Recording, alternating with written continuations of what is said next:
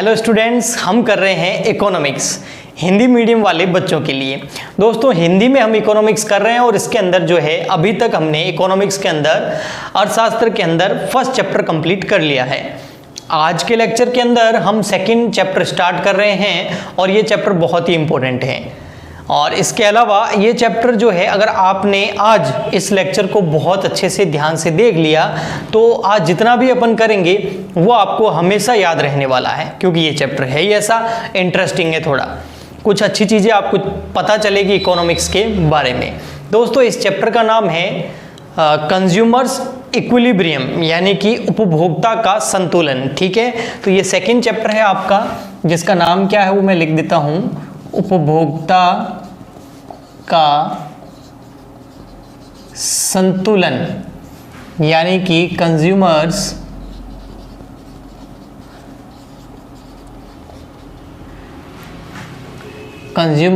Equilibrium.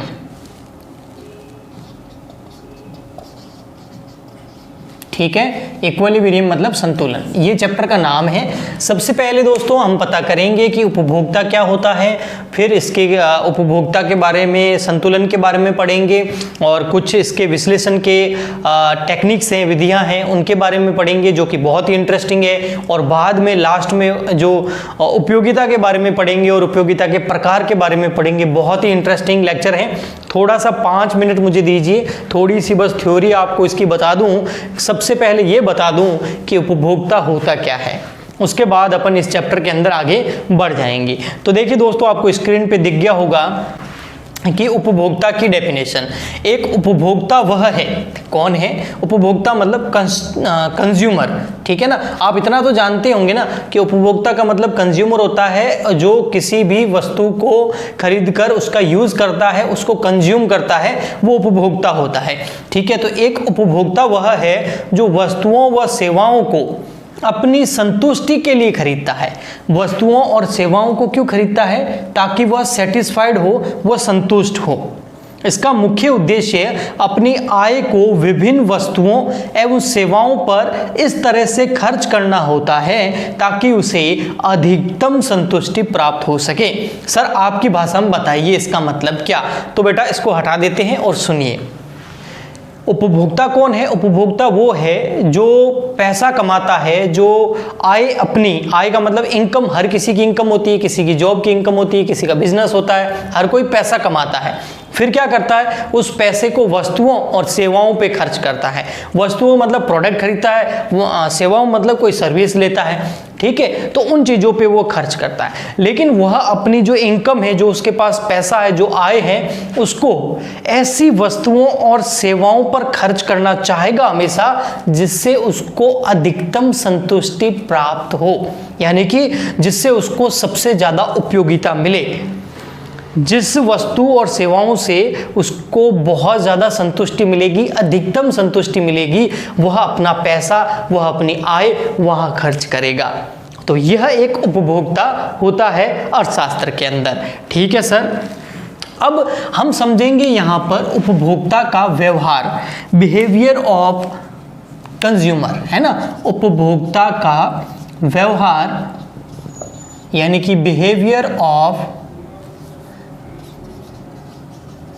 Consumer. ठीक है, उपभोक्ता का व्यवहार समझेंगे। अब उपभोक्ता के व्यवहार को समझने के लिए इसका विश्लेषण करना जरूरी है।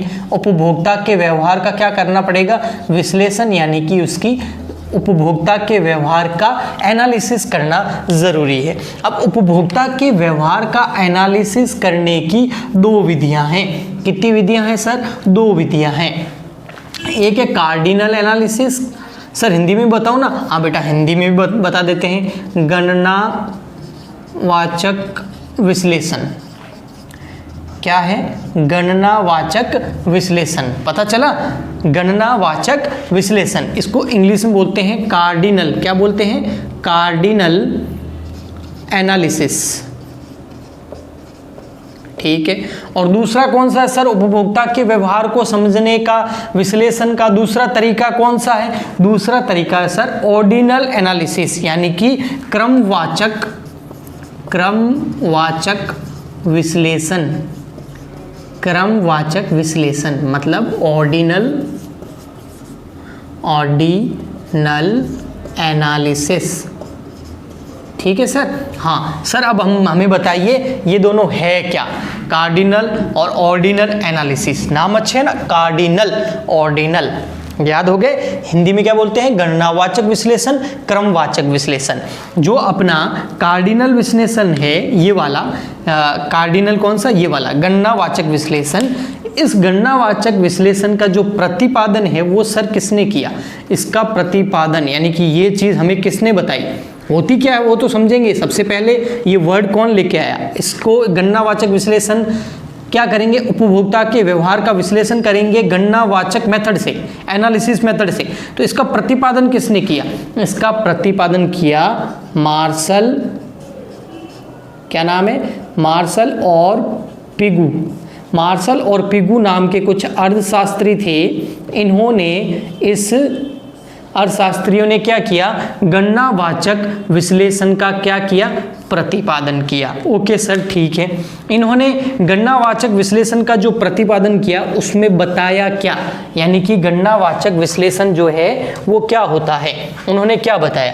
तो उन्होंने गणनावाचक विश्लेषण के अंदर बताया कि जो ये उपयोगिता होती है, उपभोक्ता किसी वस्तु को कंज्यूम करता है तो उसको क्या मिलती है, संतुष्टि, उसको उपयोगिता मिलती है।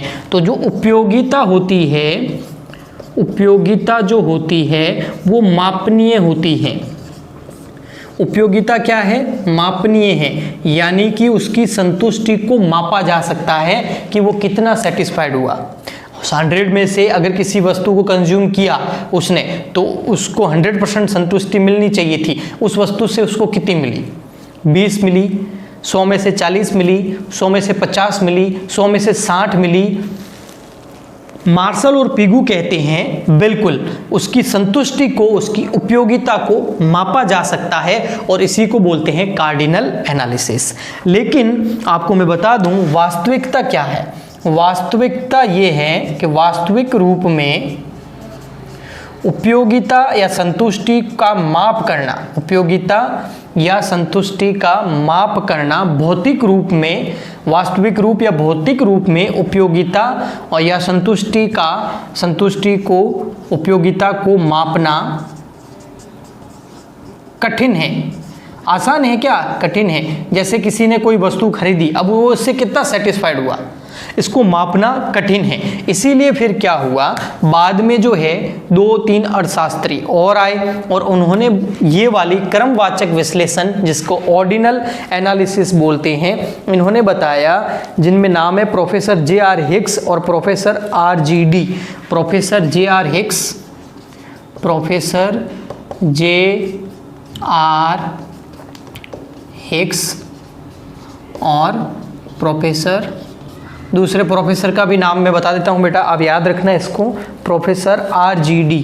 Professor R.G.D.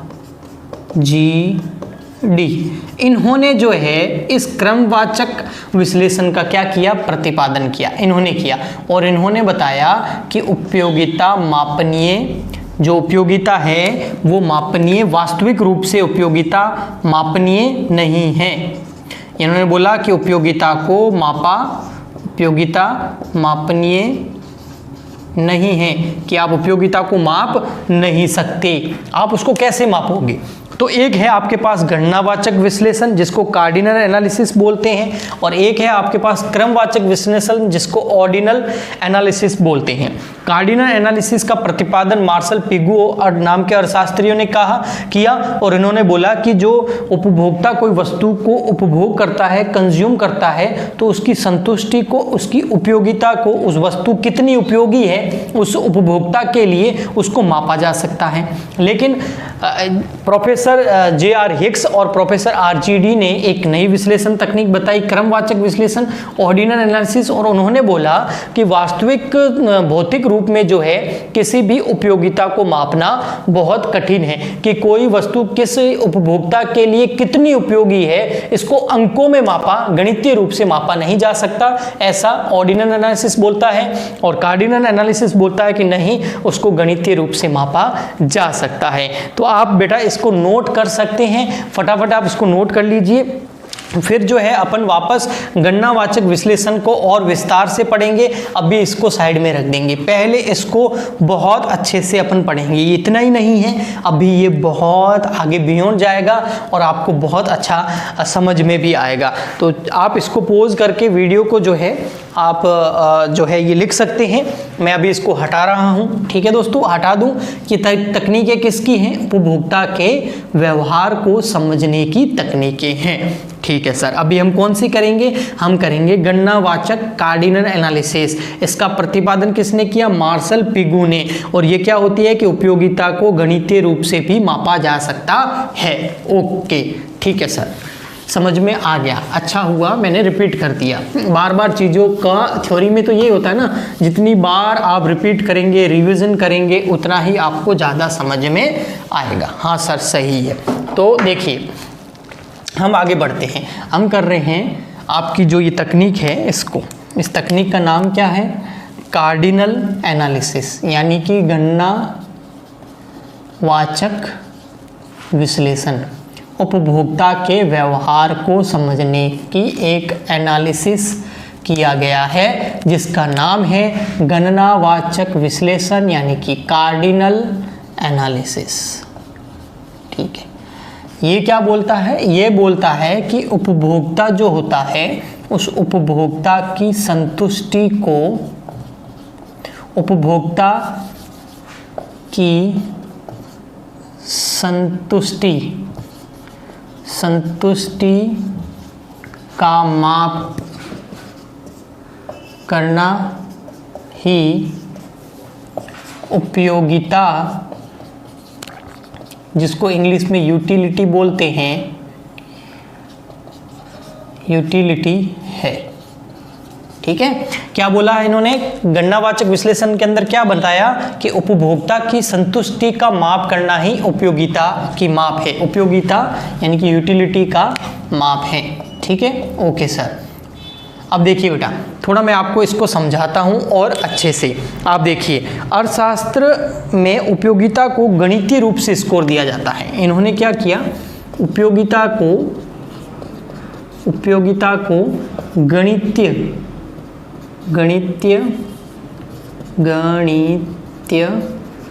रूप से स्कोर दिया, यानी कि गणितीय रूप से इसको मापा जा सकता है, ऐसा गणनावाचक विश्लेषण बोलता है। गणना, नाम से पता चल रहा है ना, गणना की जा सकती है उपयोगिता की, कि कोई वस्तु किसी उपभोक्ता के लिए कितनी उपयोगी है। ओके सर, समझ में आ गया। एग्जाम्पल देखिए बेटा, एक है ये मिस्टर, अपना छोटा बच्चा है, छोटू है, ठीक है, और इस छोटू का नाम है, मान लेते हैं पिंटू। ठीक है, ये पिंटू या सिंटू मान लो आप, अच्छा लगेगा आपको, सिंटू है नया नाम। ओके सर, ये है सिंटू। ठीक है, अब सिंटू के पास कुछ रुपए हैं, कुछ पैसे हैं। अब सिंटू के पास दो ऑप्शन हैं। एक तो ऑप्शन ये है कि सिंटू जाके आइसक्रीम खरीद सकता है। क्या खरीद सकता है सिंटू जाके, सर आइसक्रीम खरीद सकता है Sintu. Okay sir, Sintu ice cream खरीद सकता है, आइसक्रीम खरीद सकता है। और एक सिंटू के पास ऑप्शन है कि वह जाके एक गिलास जो है वो मिल्क यानी कि दूध पी सकता है। ठीक है, गर्मा गर्म जाके एक गिलास दूध खरीद के भी पी सकता है। अब ये सिंटू के पास कुछ रुपए हैं और उसके पास दो ऑप्शन है, या तो वो आइसक्रीम खरीद के खा ले या वह दूध खरीद के पी ले, मिल्क खरीद के पी ले। तो अब सिंटू के लिए जो है वो आइसक्रीम उसको ज़्यादा संतुष्टि प्रदान करेगी या मिल्क दूध उसको ज़्यादा संतुष्टि प्रदान करेगा। एक छोटे बच्चे के हिसाब से अगर आप सोचेंगे तो उसको अधिकतम संतुष्टि किससे मिलेगी, उसको दूध की तुलना में उसको आइसक्रीम में बहुत ज़्यादा संतुष्टि मिलेगी। तो ये वस्तुओं का तुलना करके यह पता लगाया जा सकता है कि कौन सी वस्तु अधिकतम संतुष्टि प्रदान करेगी और कौन सी नहीं करेगी। तो अपन यहाँ पर ये कह सकते हैं सिंटू के लिए जो है दूध से ज़्यादा आइसक्रीम की उपयोगिता है। सिंटू के लिए इस वस्तु से ज़्यादा ये वस्तु की उपयोगिता है, यानी कि सिंटू को दूध से ज़्यादा आइसक्रीम अधिकतम संतुष्टि प्रदान करेगी। अगर वह पैसा अपना ज़बरदस्ती दूध पे खरीदेगा, खर्च कर देगा, तो उसको इतनी अधिकतम संतुष्टि नहीं मिलेगी, उसको ज़्यादा उपयोगिता नहीं मिलेगी। उस वस्तु की दूध की उपयोगिता सिंटू के लिए ज़्यादा नहीं है। सिंटू के लिए आइसक्रीम की उपयोगिता बहुत ज़्यादा है, क्योंकि इससे उसको अधिकतम संतुष्टि मिलेगी। लेकिन अब मान लेते हैं एक कोई है बॉडी बिल्डर, एक कोई बॉडी बिल्डर है जो बॉडी बना रहा है, डोले सोले बना रहा है, ठीक है। ये है मिस्टर, जो भी है आप नाम कोई भी रख दो। बॉडी बिल्डर के क्या नाम है अपने, है ना, वो आप लोग देखते होंगे वो बॉक्सिंग में आते हैं ना, वो ना अपने। तो ये बॉडी बिल्डर है मिस्टर, मान लेता हूँ राम।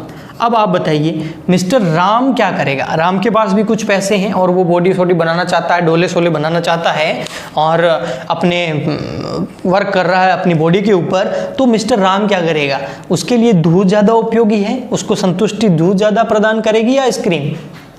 दूध।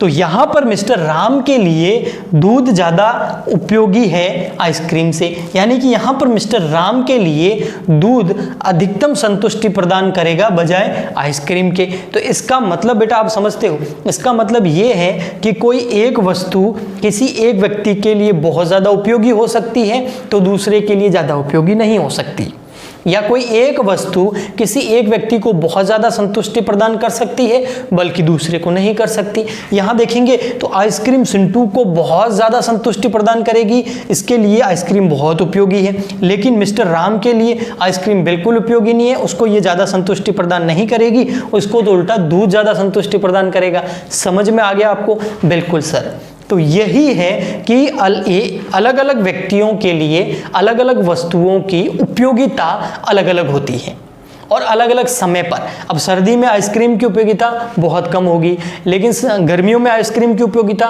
बहुत ज़्यादा होगी। तो समय के हिसाब से, व्यक्तियों के हिसाब से और अलग अलग वस्तुओं के हिसाब से उनकी उपयोगिता अलग अलग हो सकती है। ठीक है सर, हमें समझ में आ गया। तो बेटा इसको मैं हटा रहा हूँ, लेकिन अभी तक गणनावाचक विश्लेषण खत्म नहीं हुआ है, यह बहुत लंबा चलेगा। ठीक है सर, आगे बताइए हमको। तो गणनावाचक विश्लेषण के अंदर यानी कि कार्डिनल एनालिसिस को अपन थोड़ा और आगे पढ़ते हैं।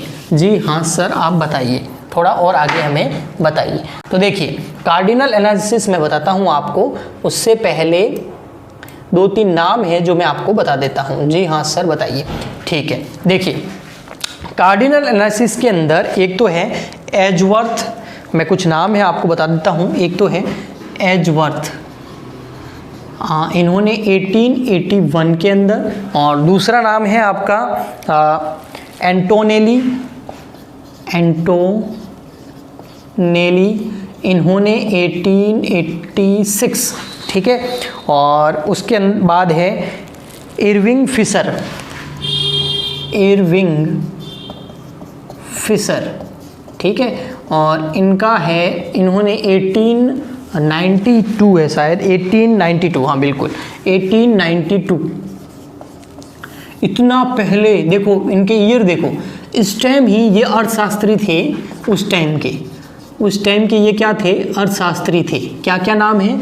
एजवर्थ जिन्होंने 1881 के अंदर बताया, एंटोनेली जिन्होंने 1886 के अंदर बताया, इरविंग फिशर जिन्होंने 1892 के अंदर बताया। क्या बताया? कि किसी भी वस्तु की जो उपयोगिता होती है, कि वो वस्तु कितनी उपयोगी है, उस वस्तु की उपयोगिता को यानी कि यूटिलिटी को, उपयोगिता को मापा जा सकता है।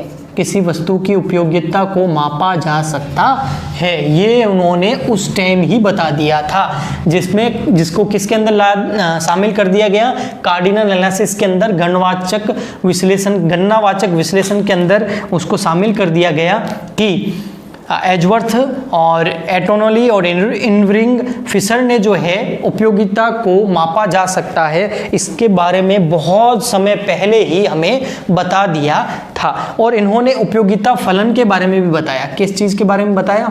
उपयोगिता फलन के बारे में। उपयोगिता फलन के बारे में बताया। इन्होंने बताया कि उपयोगिता मतलब यूटिल्स के बारे में बताया था। अभी मैं आपको पढ़ाऊंगा आगे। यूटिल्स यानी कि उपयोगिता जो है, उस यूटिल्स को जो है यहाँ पर इन्होंने नाम दिया यू यानी कि यूटिल्स, उसमें x1 x2 ये उपयोगिता फलन बताया उन्होंने, है ना, x3 फिर x4 ऐसे करके xn तक, ठीक है ना, आगे बढ़ता जाएगा। अब ये सब चीजें क्या है? ये है उपभोक्ता की पसंद, उपभोक्ता की पसंद की वस्तुएं हैं, ठीक है। अब कोई उपभोक्ता उनसे कितनी वस्तुओं को कंज्यूम करने के बाद वह सेटिस्फाइड होगा, उसको इन्होंने यूटिल्स के नाम से जाना। ये मैं आपको लिखा हुआ बताऊंगा, उसके बाद एक एग्जांपल दूंगा तो और समझ में आएगा। अभी आप इतना समझिए कि इन्होंने एक उपयोगिता फलन के बारे में बताया जिसको इस तरीके से लिखा जाता है, ठीक है सर। अब आपके सामने एक पैराग्राफ आ रहा है, इसको मैं पढ़ा रहा हूं तो आप इसको थोड़ा ध्यान से देखिए। ये है, देखिए मिल गया आपको? हाँ सर, ये आ गया हमारे सामने। अब देखिए, विलियम स्टैनले जेवोन्स पहला नाम, दूसरा कार्ल मेंजर और तीसरा नाम क्या है? लियोन वर्लेस और चौथा नाम क्या है? Alfred Marshall. इन चारों के अनुसार उपयोगिता का माप उसी तरह संभव है। इनको अनुसार क्या है कि उपयोगिता का माप उसी तरह संभव है। किस तरीके से संभव है? जिस तरीके से दूध को हम कैसे मापते हैं, आप खुद ही बता दोगे, लीटर में। अच्छा सर, ऊंचाई को हम कैसे मापते हैं? मीटर में। दूरी को हम कैसे मापते हैं? किलोमीटर में, है ना, इतने दूर किलोमीटर में। अच्छा सर, तापमान को हम कैसे मापते हैं? डिग्री में, 40 डिग्री टेम्परेचर अभी यहाँ पर होगा, कम से कम मैं वीडियो रिकॉर्ड कर रहा हूँ, 40 डिग्री टेम्परेचर है, ठीक है। तो आप वीडियो को लाइक ज़रूर करें। इतने टेम्परेचर के बाद में राजस्थान में बहुत गर्मी पड़ती है, फिर भी मैं आपको पढ़ा रहा हूँ, तो आप जो है वीडियो को लाइक ज़रूर करें। तो मेरा कहने का मतलब, तापमान को किस में मापते हैं? डिग्री में। तो इन चारों ने बोला कि इसी तरीके से इन चार अर्थशास्त्रियों का मानना है कि उपयोगिता को भी मापा जा सकता है, और उपयोगिता को, इन चारों के अनुसार उपयोगिता को किस में मापा जा सकता है? उपयोगिता को यूटिल्स में मापा जा सकता है।